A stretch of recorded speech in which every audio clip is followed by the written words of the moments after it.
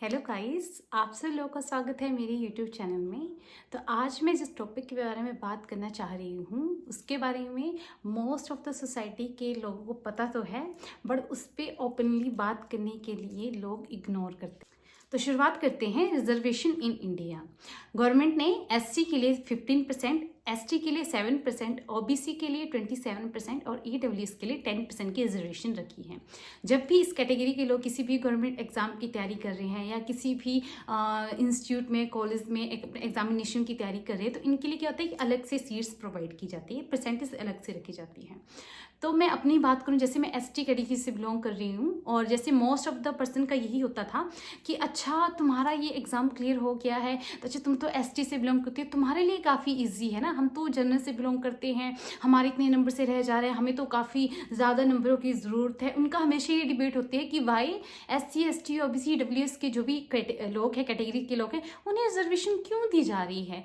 तो मेरा ऐसे लोगों से बस एक ही क्वेश्चन रहेगा कि जैसे आप लोगों का एग्जाम क्लियर नहीं हो रहा है, आप एग्जाम में 1-2 नंबर से रह जा रहे हो, आपके जॉब के एग्जाम क्लियर नहीं हो रहे, तो आप एक डिबेट लेके आ जाते हो कि अच्छा इन लोगों को कैटेगरी मिल गई है, इनके पास सीटें मिल चुकी है, इनको जैसे एग्जाम भी इनके क्लियर हो चुके हैं, तो हमारे एग्जाम क्यों नहीं क्लियर हो रहे हैं। तो मेरा उनसे ऐसी क्वेश्चन है कि आप उस टाइम कहाँ पे होते हो जब जो पर्सन एससी कैटेगरी से बिलोंग करते हैं उसके साथ सोसाइटी में क्या होता है, डिस्क्रिमिनेशन होती है ना।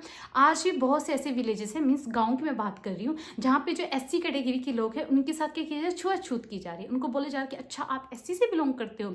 सिटी की बात करें तो सिटी में भी अभी मोस्ट ऑफ द पीपल ऐसे जो डिस्क्रिमिनेशन करते हैं एससी कैटेगरी के लोग के साथ, ठीक है। तो आप उस टाइम पे आवाज़ नहीं उठाओगे। जो जनरल कैटेगरी के लोग हैं वो इस टाइप के जो मुद्दे हैं उसमें आवाज़ नहीं उठाएंगे।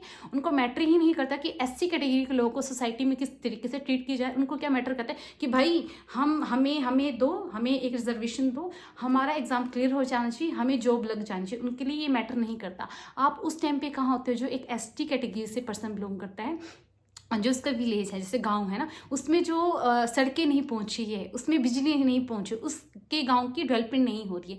जैसे मैं अपनी बात करूं तो मैं प्यूरा से बिलोंग करती हूं, जो मेरा विलेज है वो प्यूरा है, ठीक है। तो राइट नाउ अभी जाके मतलब कुछ सालों पहले ही वहाँ सड़कें पहुंची हैं। बसेस की बात की जाए तो वहाँ अभी बस नहीं जाती है, गहरा से ऊपर कोई बस नहीं है, ठीक है। पहले गवर्नमेंट की तरफ से एक बस थी जो गहरा से ऊपर प्यूरा के लिए थी, बट राइट नाउ वो सड़क की हालत ऐसी कि भाई उसमें बस चल ही नहीं सकती है। आप जो नीचे गहरा के बाद अपनी जो भी प्राइवेट टैक्सीज होती है या प्राइवेट जो गाड़ी है, अपनी गाड़ी है, वो ले जाके प्यूरा आप जा सकते हो, ठीक है। तो सड़कें तो वहाँ अभी कुछ साल पहले ही पहुंचे ना प्यूरा में। और चंबा की लोगों की बात की जाए तो चंबा तो सड़कें कब कब की है, मीन्स कितने सालों से चंबा में सड़कें और बसेस चल रही है, ठीक है। हमारे गाँव में तो अब जाके सड़कें हैं, अब जाके मतलब सर्विस कुछ सालों बाद जाके बसेस चलेगी, ठीक है। तो आप उस टाइम पे कहाँ होते हो जब हमारे गांव की डेवलपमेंट नहीं, तो आप उस टाइम तो मुंह नहीं खोलोगे। आपका उस टाइम ये मुद्दा नहीं होगा कि आए इनके गांव की भी डेवलपमेंट हो जाए, ठीक है, इनके एरिया की डेवलपमेंट हो, ग्रोथ हो। बट जैसे ही आपके एग्जाम में आपका एग्जाम क्लियर नहीं हो रहा है, आप कुछ नंबर से रह जा रहे हो, आपको जॉब नहीं लग रही है, तो आपका ये डिबेट मुद्दा होता है कि अच्छा ये एससी से बिलोंग करता है तब इसका एग्जाम क्लियर हो, एसटी से बिलोंग करता है तब इसका एग्जाम क्लियर हो, ये ओबीसी या ईडब्ल्यूएस से बिलोंग करता है, ठीक है। तो आप उस टाइम पे बोलोगे क्यों, अपने बेनिफिट के लिए तो हर कोई बोलता है ना। तो अगर आपको इक्वलिटी चाहिए, अगर जनरल वर्सेज जो भी कैटेगरी है, एससी एसटी ओबीसी ईडब्ल्यूएस, अगर आपको इक्वलिटी चाहिए कि गवर्नमेंट के थ्रू आपको जो भी एग्जाम है उसमें इक्वल ट्रीट किया जाए, ठीक है, उनके लिए कोई अलग से कोटा या अलग से रिजर्वेशन नहीं रखे जाए, तो आप उस टाइम पे भी बोलो। आप इक्वलिटी की बात करते हो, आप इक्वलिटी वहां पे भी दिखाओ जहाँ पे एससी एसटी ओबीसी ईडब्ल्यूएस की ग्रोथ हो सके। आप उसके लिए भी जुबान खोलो कि एससी के साथ भाई आप इक्वलिटी रखो ना, कि एससी के साथ ऐसे ट्रीट क्यों किया जा रहा है, या एसटी जो ट्राइबल एरिया का पर्सन है, जो काफ़ी दूर एरिया से आ रहा है, अपनी एजुकेशन के लिए आ रहा है, ठीक है, उसको फैसिलिटी वहीं उस एरिया में प्रोवाइड करवाई जाए। आप एसटी के जो पर्सन है, जो गांव से दूर से बिलोंग करते हैं, आप उनके एरिया की डेवलपमेंट करवाओ, वहाँ पे भी अच्छे जो स्कूल्स है उसमें भी यूनिवर्सिटीज़ एंड कॉलेज की ग्रोथ के लिए बोलो कि ठीक है इनके एरिया में भी ग्रोथ होनी चाहिए, तभी तो इक्वलिटी की बात आएगी ना।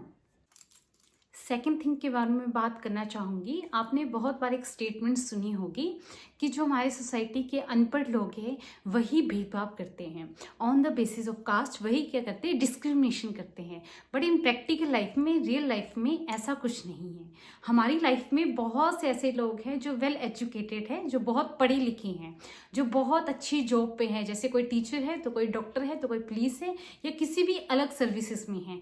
वो भी आज के टाइम में, प्रेजेंट टाइम में on the basis of caste भेदभाव करते हैं, डिस्क्रिमिनेशन करते हैं, तो मैं आपको बताना चाहूँगी ये जो लोग होते हैं इनके लिए एजुकेशन मैटर नहीं करती है। हमारी सोसाइटी में जैसे एजुकेशन हमें दी जाती है तो हमें क्या सिखाया जाता है स्कूल टाइम में कि हमें क्या करना चाहिए, भेदभाव नहीं करना चाहिए। सभी बच्चों को इक्वली ये चीज़ सिखाई जाती है कि हमें डिस्क्रिमिनेशन नहीं करना चाहिए on the basis of caste, ये सिखाया जाता है। बट प्रैक्टिकल लाइफ में ये चीज़ अप्लाई नहीं होती है। बहुत से लोग इतना अच्छा पढ़ा लिखा होने के बावजूद भी क्या करते हैं, हमारी सोसाइटी में भेदभाव करते हैं, डिस्क्रिमिनेशन करते हैं। और आपको सेकंड थिंग आपको बताना चाहूँगी कि बहुत से ऐसे लोग हैं जो पढ़े लिखे नहीं हैं हमारी सोसाइटी में, बट उनका माइंडसेट ऐसा है कि वो इतने समझदार हैं कि वो on the basis of caste कभी भेदभाव नहीं करेंगे। तो एजुकेशन का, पढ़ाई लिखाई का और ये माइंडसेट जो होता है ना डिस्क्रिमिनेशन का, भेदभाव का, इसका एजुकेशन से कोई मैटर ही नहीं करता है। इसका किससे मैटर करता है, हमारी सोसाइटी से, हमारे सराउंडिंग से।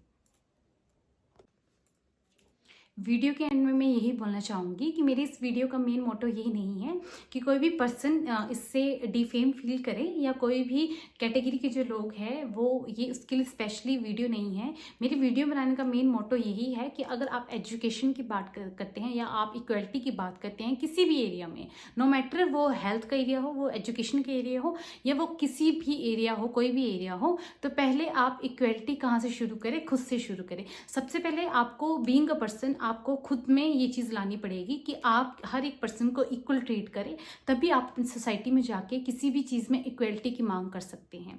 तो अगर आपको मेरी वीडियो पसंद आई हो तो इस वीडियो को लाइक, शेयर और सब्सक्राइब कर दें। Thank you.